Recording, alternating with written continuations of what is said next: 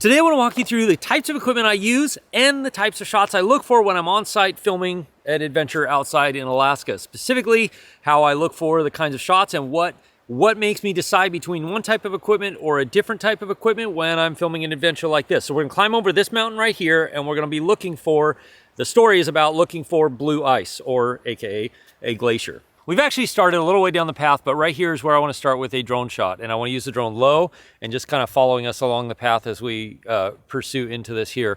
It's a good opening shot. I'll probably also capture maybe a little higher and wider shot, just kind of the mountain.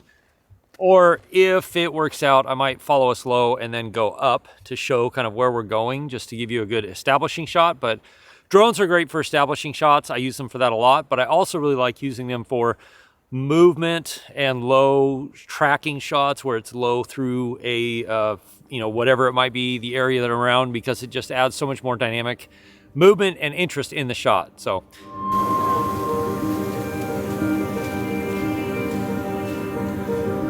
then another spot where we're going to do a drone shot, because these bushes and the trees here provide a great foreground movement. So I'm going to kind of just go on the other side of them with the drone and trace alongside as we're walking up the path here.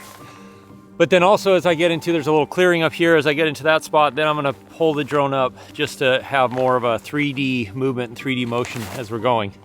I do a lot of stuff with drones that you would normally probably do with a handheld gimbal rig, because it basically can be a handheld gimbal rig, but once you're confident with flying a drone, it gives you a lot more opportunities to get all kinds of other footage that you just can't get unless you're carrying a camera, a gimbal, and all the other stuff, which is great because a drone really helps me pare down the amount of gear I have to bring.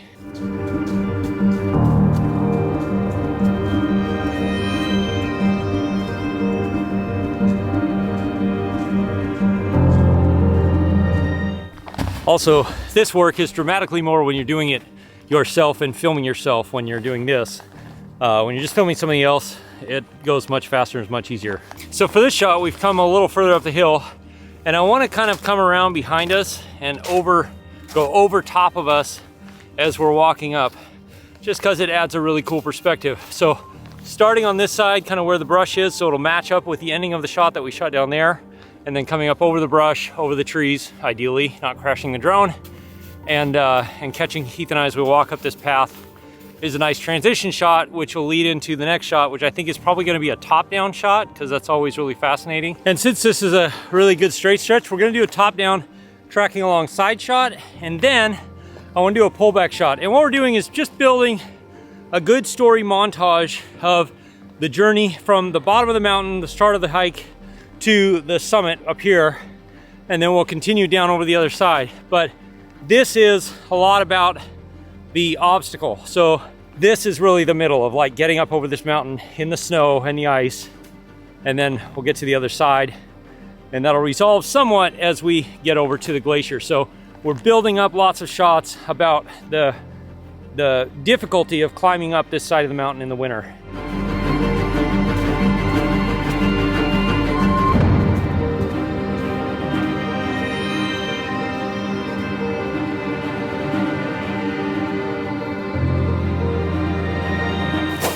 All right, that was a great shot.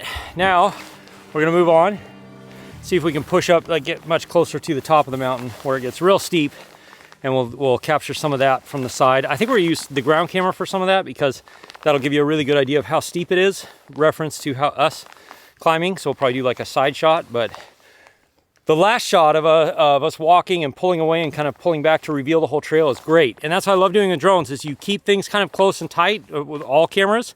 And then as you're building the story, you slowly add in and reveal more and more information. It really makes it much more interesting to watch.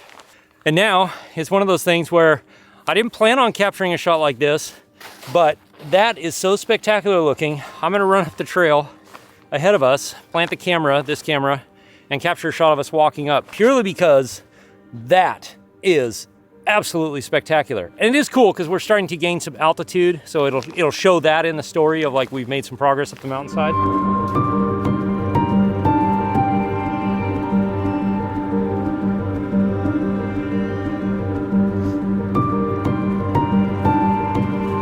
We made it to the top, thank goodness. That felt like it took forever.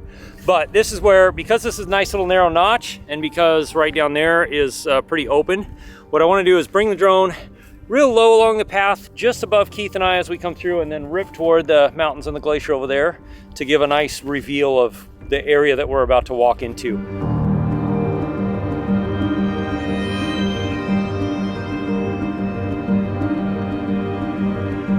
Now, I'm not going to capture many shots until we get down by the lake, because none of this is very interesting and it doesn't really advance the story that much.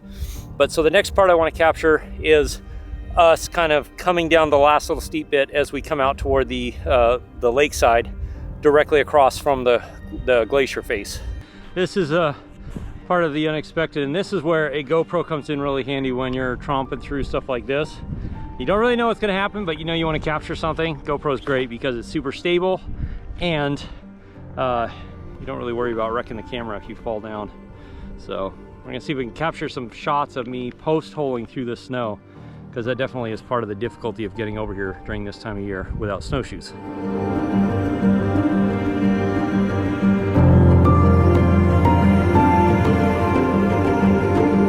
Now you may ask how I make all these different cameras look similar, and that's where the sponsor of today's video comes in, Film Convert, who makes nitrate and Cinematch.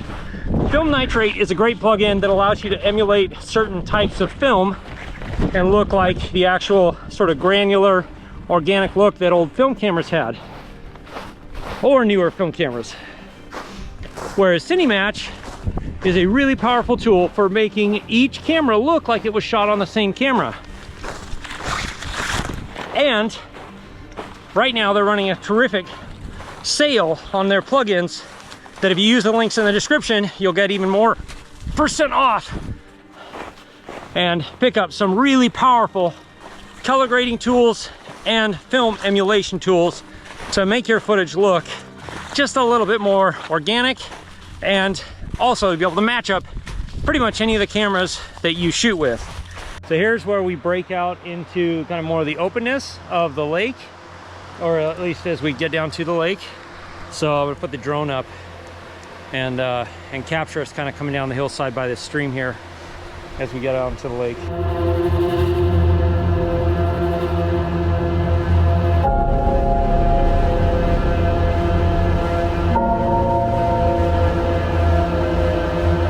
It's crazy, it seems there's still water running around here, so this is where a GoPro comes in really handy. Be able to capture super low to the water, like almost in the water shot of us crossing.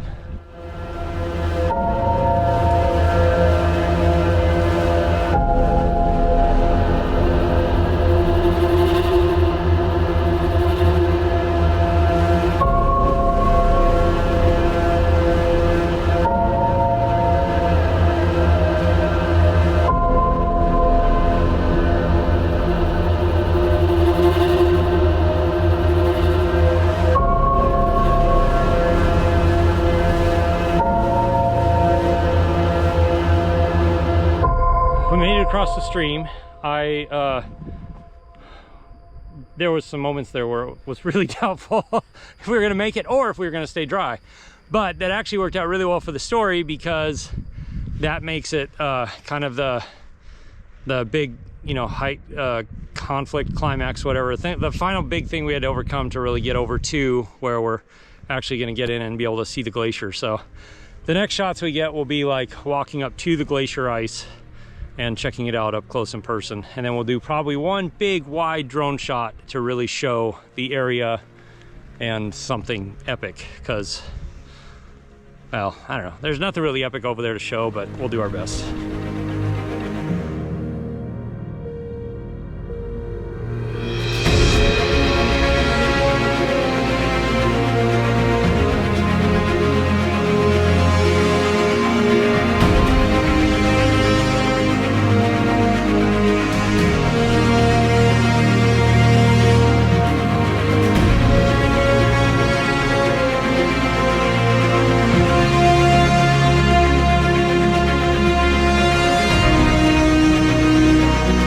You've seen the process of filming one of these sort of videos. This is basically what I take with me on almost every trip, whether I'm flying or kayaking or anything like that. Pretty much all the same. I have a main DSLR camera, which up to this point has been the A7S III, the A7 IV, or now it's the Alpha 1. A couple of extra batteries for that. and a few extra batteries for my GoPro, because the GoPro definitely does get used a lot, whether it's just for behind the scenes stuff or some of the more risky shots, or shots where it's a good chance something's going to get wet. And then Mavic 3 or drone. Generally it's been the Mavic 3 because the Mavic 3 is super capable, and I really gives me a lot of options for shot composition and a little remote. And I usually have 1 or 2 batteries, extra batteries for the Mavic 3. Today I'm only carrying 1 extra battery because I really wanted to pare down the weight. And then I have the DJI wireless mic with me generally most times. And then also another little on-camera mic, which I'm using right now on the camera. But then I also have this one, which is from Sennheiser. It's a stereo microphone, which I'll be doing a video about stereo versus mono sound in a little bit to give you guys an example of what the difference is and when you might want to use one over the other. Sometimes a couple of extra lenses, like this, the 24-105, just to be able to compose my shots differently and do what I need to do. But that is it. And then, obviously some survival gear, some snacks, coffee, water, things like that. But yeah, I pare it down as much as I can. And then with those tools, I'm able to capture pretty much everything I need to capture to be able to build a good, cool, neat story, and especially one that's visually very compelling and that hopefully has a good compelling storyline to go along with it.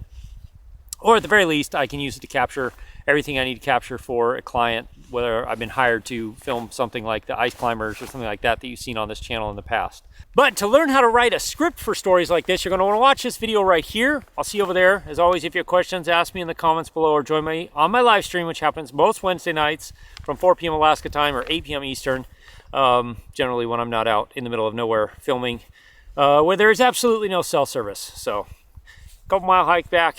I'll see you again soon in the next video. Cheers. Assuming we survive the hike back, I guess.